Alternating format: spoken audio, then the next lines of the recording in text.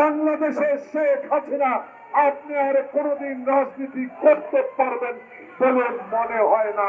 কারণ বাংলাদেশের অর্থনীতিকে আপনি ভেঙ্গে চুরমার করে দিয়েছেন। আপনি বাংলাদেশ ব্যাংক লুট করেছেন, বাংলাদেশের সংবিধান তছনছ করেছেন।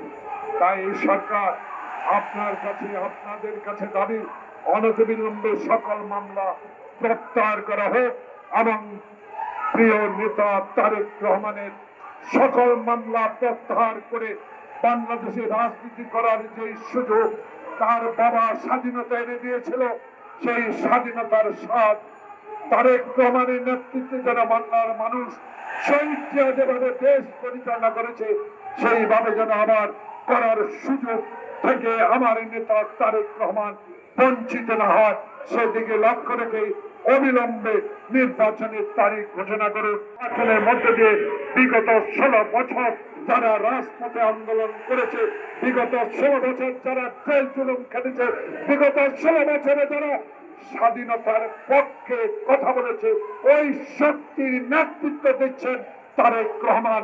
তারেক রহমানে ইনশাআল্লাহ বাংলাদেশের সুষ্ঠু নির্বাচনের মাধ্যমে বাংলার ক্ষমতা আসবে, এই বিশ্বাস আমাদের আছে, থাকবে। সবাইকে ধন্যবাদ। আসসালামু আলাইকুম।